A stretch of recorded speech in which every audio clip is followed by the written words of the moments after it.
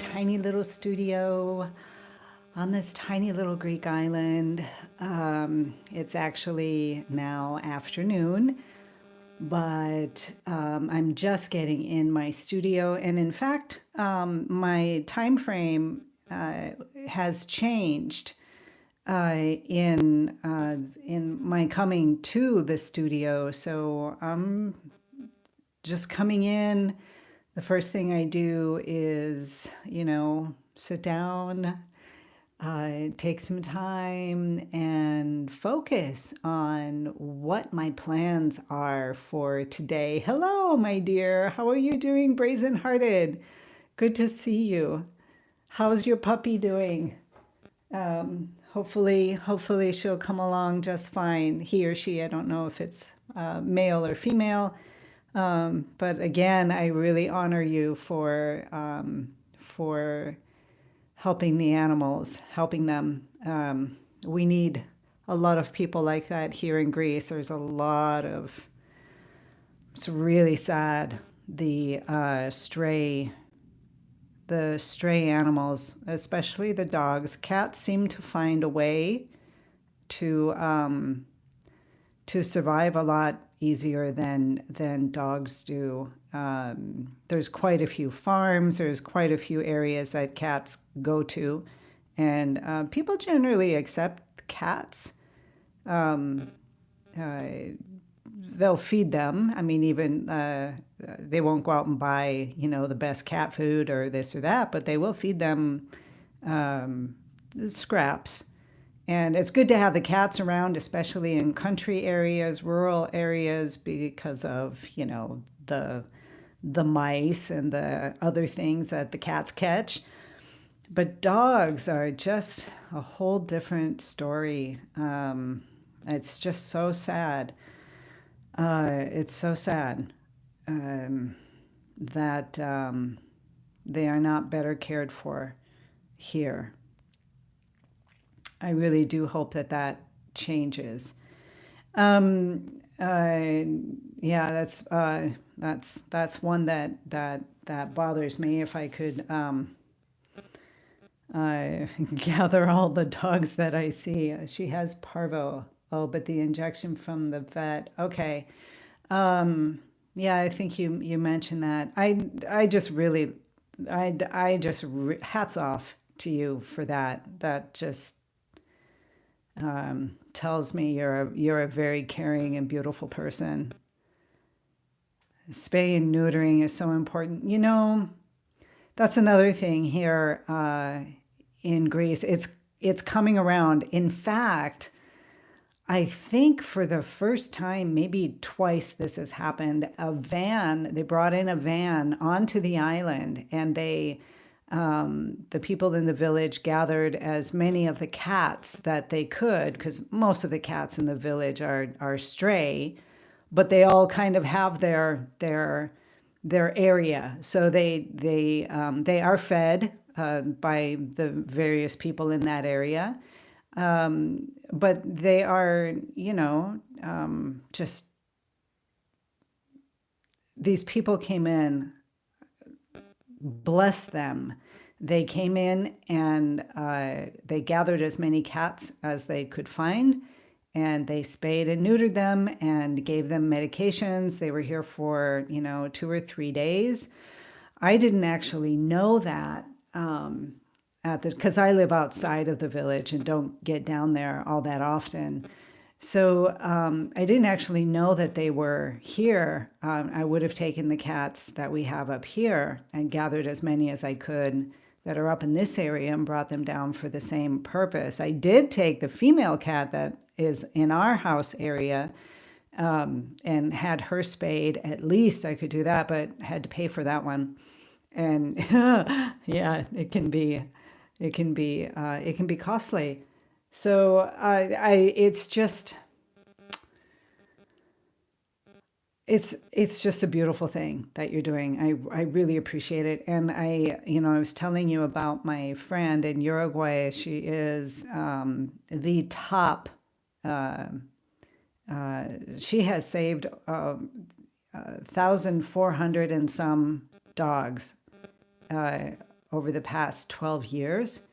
And she's top of the line.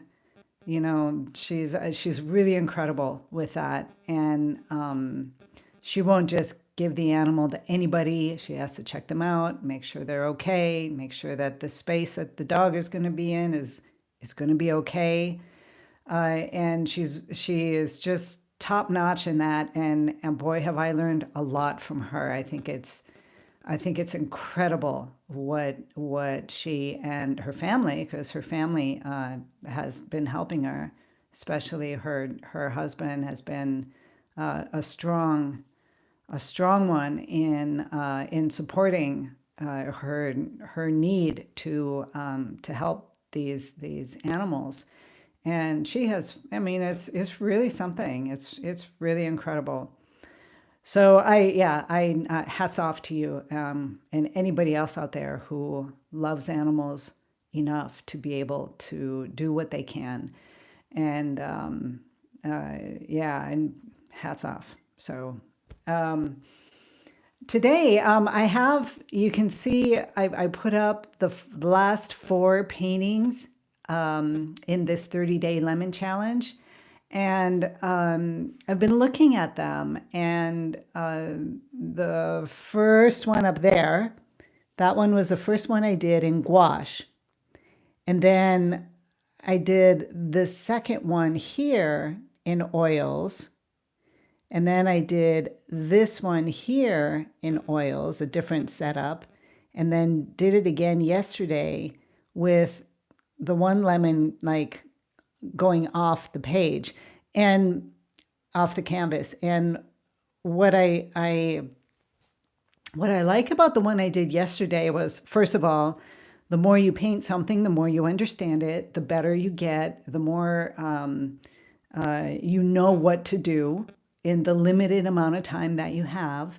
So it comes off, you're able to pull it off. So what I like about watching the progression from the first painting in gouache, that one, I know you can't see it very well here, but what I like about it is seeing the progress in just 4 days, the progress. And today I'm not sure. I think I'm going to do the same type of setup, but change the background, or try the same painting in acrylics, which I haven't done yet. And I'm thinking about doing that. So I'm still in this lemon pattern. It's what, day 21? So we've got another 9 days in this 30-day lemon challenge. And I'm just going to keep pushing myself beyond my boundaries. And this, using this color was, you know, like, wow, oh my gosh. And now I am so glad that I did. I'm actually going to do a still life using this pinkish, I guess, Simone color. And just and I actually really like it. So I want to spend some time on still life using these colors and putting it together. I don't know. I just really like it. So today I want to push that beyond, and I'm getting my gessoing my some watercolor paper. And I just put a couple coats of gesso on it and using that for my studies. I don't need to use canvas. I don't need to use anything, any Belgian linen or anything like that for these studies. So yeah, going on, just keep on going and pushing forward. Another thing that I want to do is analogous colors. So that's another color scheme that I don't generally do. I'm usually in the complementary color sphere of things, and so now I'm looking at doing the analogous colors, and maybe even these ones here can kind of fit into that.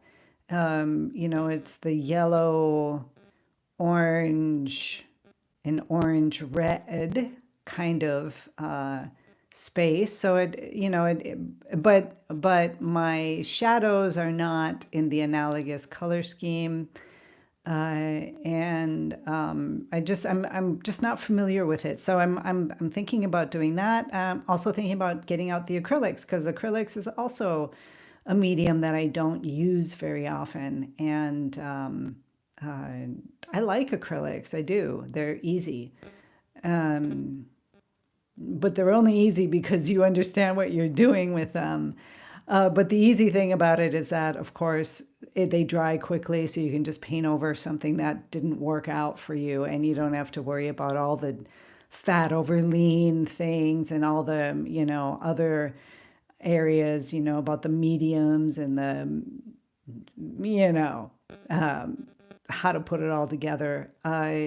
So there's a certain ease with the acrylics. I think yeah, maybe acrylics today.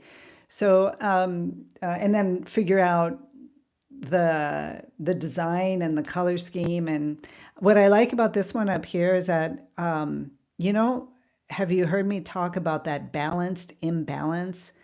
About just slightly creating in your composition a sense of that it's just slightly off, and it's just so slightly uncomfortable, just very slightly uncomfortable, that it's attractive, because I believe that we as human beings don't really thrive, and we are not very excited about things that are very balanced and in place, that we need to have a little bit of that edge.